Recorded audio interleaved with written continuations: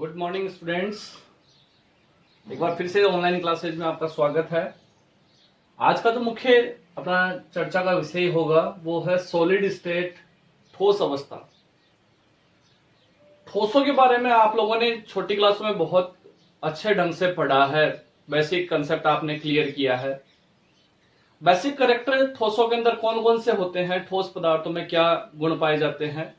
तो ठोसों के कैरेक्टर की अपन बात करें तो सबसे पहला जो कैरेक्टर होता है, इनका जो शेप एंड साइज है, आकार और आकृति है, वो कैसी होती है? निश्चित होती है। ठीक है। दूसरे कैरेक्टर की बात करें तो इनके बीच में, ठोस के अणुओं के बीच में जो अंतरा अणु आकर्षण बल लगता है, इंट्रा मोलिकुलर अट्रैक्शन फोर्स लगता है, अंतरा अणुक आकर्षण बल, वो मैक्सिमम होता है, अधिकतम होगा। थर्ड, इनके बीच में, ठोस के अणुओं के बीच में, ठोस के कणों के बीच में अंतरा आणविक जो दूरियां होती है, इंट्रामोलिकुलर डिस्टेंस होती है, वो बहुत ही कम होती है, बहुत कम। अंतरा आणविक दूरियां क्या रहेगी? न्यूनतम। ठीक है। नेक्स्ट जो गुण की बात करें तो ध्यान देना, अधिकतम अंतराणु आकर्षण बल की वजह से इन ठोसों के जो गलनांक और क्वथनांक होते हैं, खासकर जो गलनांक होते हैं वो बहुत ही ज्यादा होते हैं। जो मेल्टिंग पॉइंट्स होते हैं उच्च होते हैं। ठीक है। मेल्टिंग पॉइंट कैसे रहेंगे? High melting points. Next character की बात करें तो इनकी जो डेंसिटी है, सॉलिड की जो डेंसिटी होती है, घनत्व होता है, वो अधिकतम होता है, क्योंकि अंतराणविक दूरियां क्या रहेगी? न्यूनतम। तो इनकी जो डेंसिटी होती है, इनका जो घनत्व होता है, ठीक है, वो कैसा रहेगा? अधिकतम। इसके अलावा ठोस है वो नॉन कंप्रेसिबल होते हैं। ठोस पदार्थ कैसे होते हैं? असंपीडे, नॉन कंप्रेसिबल, असंपीडे होते हैं। इनके अलावा इनके अंदर जो डिफ्यूजन का करेक्टर है वो नहीं पाया जाता है। डिफ्यूजन मेन रूप से जो करेक्टर होता है वो गैसों का होता है। तो सॉलिड के अंदर जो डिफ्यूजन होता है, जिसको बोलते हैं विसरण, विसरण क्या होता है? अनुपस्थित होता है। ये बेसिक करेक्टर होते हैं। ठीक है। अब जो अपन बात करते हैं कि जो सॉलिड पदार्थ है, ठोस पदार्थ है, वो कितने प्रकार के होते हैं, सॉलिड कंपाउंड कितने टाइप के होते हैं। तो ध्यान देना, इनमें जो अवयवीकरण है उनकी व्यवस्था के आधार पर ठोस पदार्थ है मेन रूप से दो प्रकार के होते हैं। Solid, two type solids. पहला जो होता है वो क्रिस्टलाइन सॉलिड्स होता है, जिसको बोला जाता है क्रिस्टलीय ठोस, क्रिस्टलाइन सॉलिड्स, क्रिस्टलाइन सॉलिड। ठीक है। और दूसरा जो होता है अक्रिस्टलीय ठोस। कैसे ठोस पदार्थ? अक्रिस्टलीय, जिनको बोला जाता है एमोर्फस।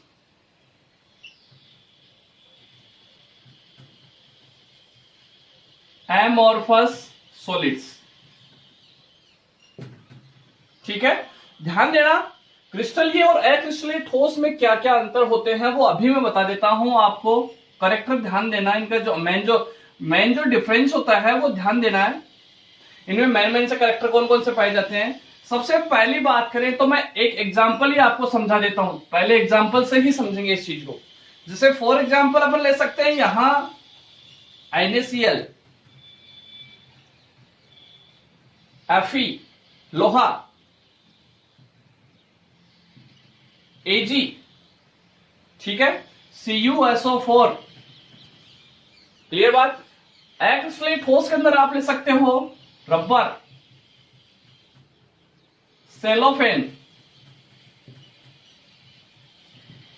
कांच। क्लियर है बात।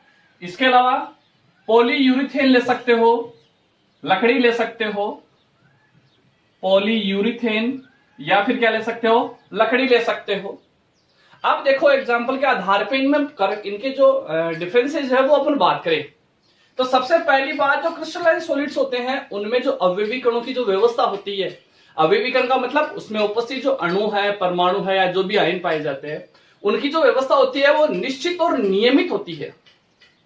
अवयवी कणों का रेगुलर अरेंजमेंट होगा, ध्यान रखना। तो अवयवी कणों की व्यवस्था, सबसे पहला जो करेक्टर होता है, अवयवी कणों की व्यवस्था कैसी रहती है, यहां पर कैसी रहेगी, फिक्स रहेगी, निश्चित रहेगी, और कैसी व्यवस्था होती है, नियमित व्यवस्था पाई जाती है। जबकि आपने देखा है लकड़ी के अंदर अवयवी कणों की कोई निश्चित व्यवस्था नहीं पाई जाती। यहां कैसी व्यवस्था होती है, अनिश्चित, और कैसी व्यवस्था, अनियमित व्यवस्था होती है। ठीक है।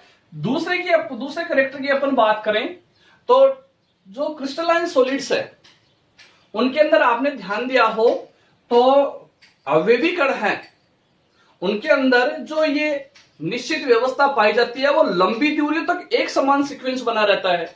एक समान अवयवी कण लंबी दूरियों तक व्यवस्थित होते हैं, और ये जो लंबी दूरियों तक की जो व्यवस्था होती है इसको बोल देते हैं अपन दीर्घपरासी व्यवस्था।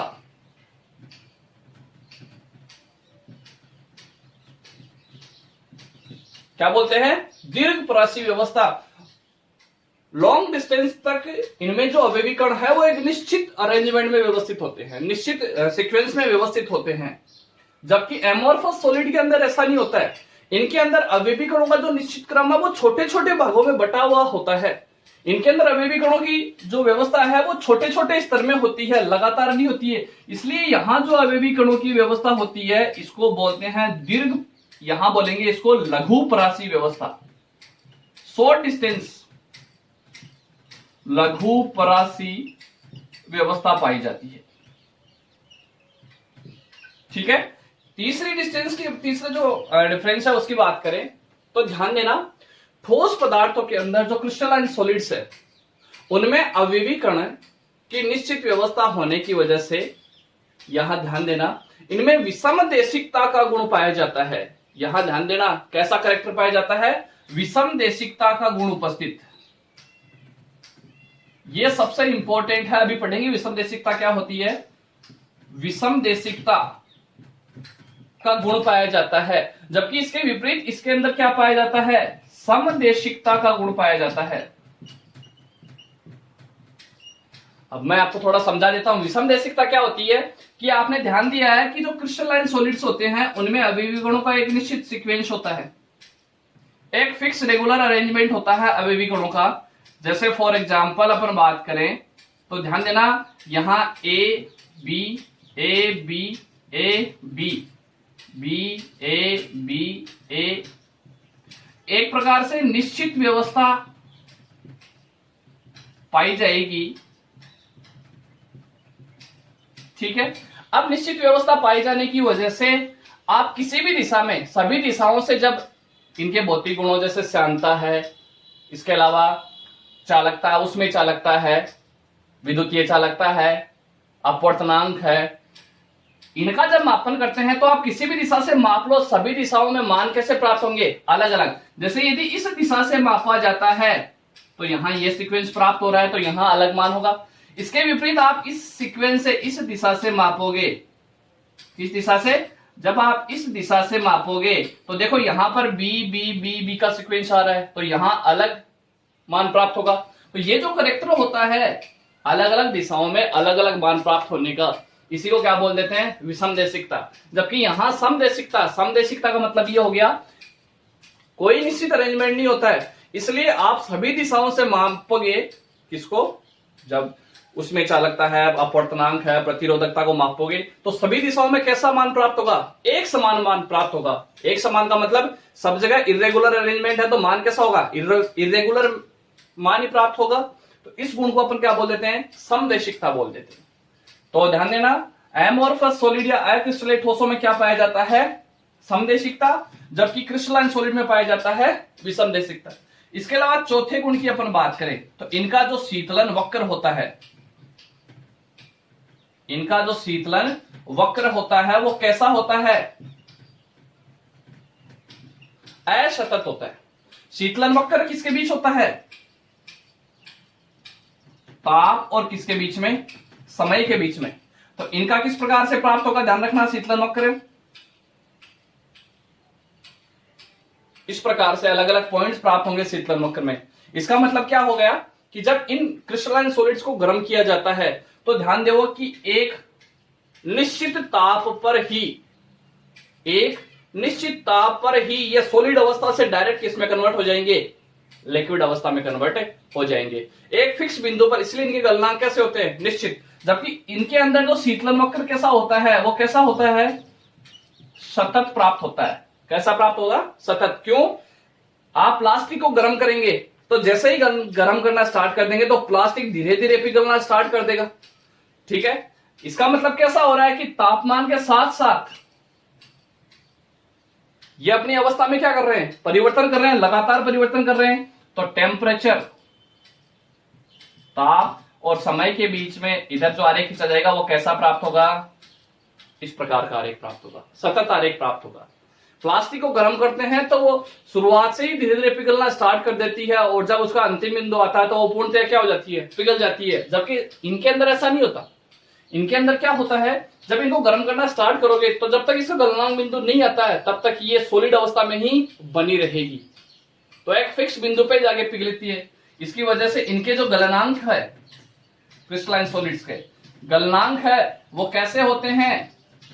निश्चित होते हैं। और कैसे होते हैं? उच्च।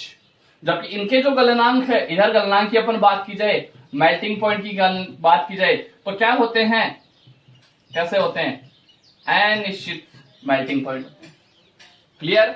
नेक्स्ट कैरेक्टर की अपन बात करें तो ध्यान देना, इनमें जब विदलन की बात की जाती है, क्लीवेज की बात की जाती है, तो इनका जब विदलन किया जाता है, इनको जब चाकू से काटा जाता है क्रिस्टलाइन सॉलिड्स को, तो दो सपाट चिकनी सतहों में बट जाते हैं।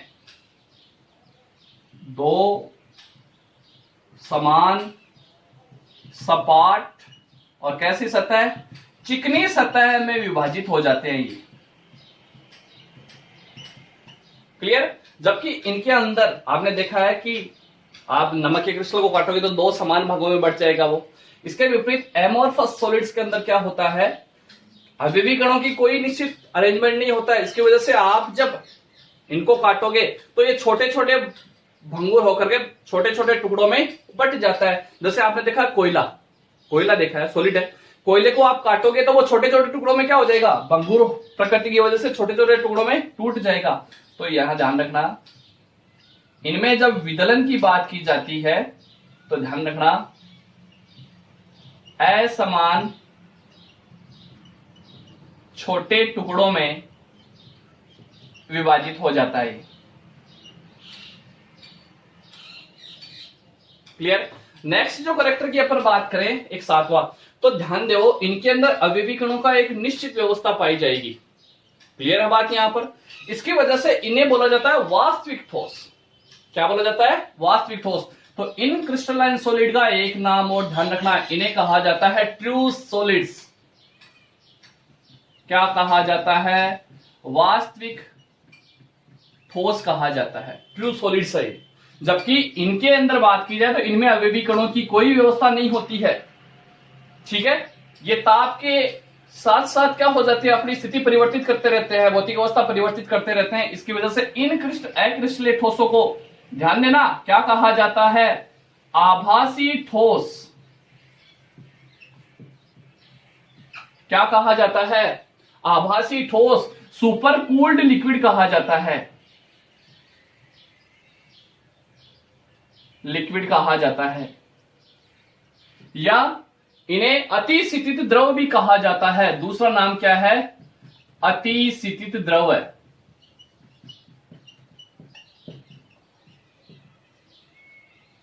अतिशीतित द्रव कहा जाता है। तो ये मेन जो डिफरेंस होते हैं वो क्रिस्टलाइन सॉलिड और एमोर्फस सॉलिड में। अब देखो, मैं इसमें कुछ वर्ड्स आए हैं, उन वर्ड्स को थोड़ा सा एक्सप्लेन कर देता हूं। जैसे फॉर एग्जांपल विषम देशिकता का वर्ड आया है। विषम देशिकता क्या होती है, तो देखो यहां पर इसको एक्सप्लेन किया जाएगा। विषम देशिकता और समदेशिकता क्या होती है, मैं समझा देता हूं, ध्यान देना। आपने ध्यान दिया हो तो जो क्रिस्टलाइन सॉलिड्स है उनके अंदर अवयवी कण है, एक निश्चित सीक्वेंस में पाए जाएंगे। उनमें अवयवी कणों का जो सीक्वेंस है वो क्या होगा, रेगुलर होगा।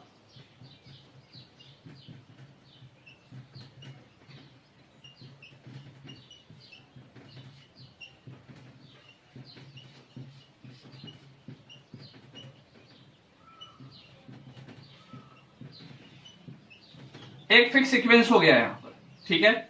जब आप इस दिशा से मापन करोगे,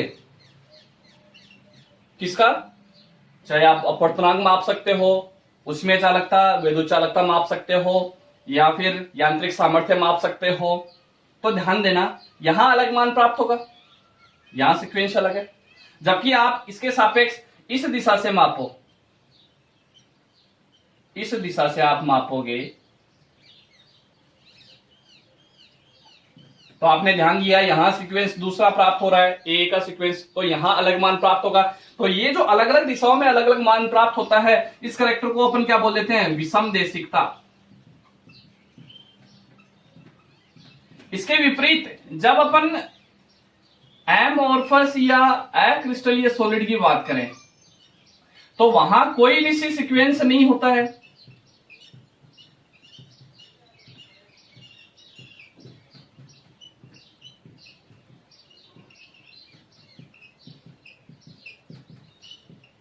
ठीक है, तो आप किसी भी दिशा से माप लो, मान कैसे प्राप्त होंगे, अनियमित मान है, इरेगुलर अरेंजमेंट की वजह से अनिश्चित मान ही प्राप्त होंगे। तो ये सभी दिशाओं में मान कैसे प्राप्त हो रहे हैं, एक समान मान ही प्राप्त हो रहे हैं। इसलिए यहां पर ये जो करैक्टर है इसको क्या कहा जाता है, समदेशिकता, जो कि अक्रिस्टलीय ठोसों का मेन गुण है, समदेशिकता। क्लियर।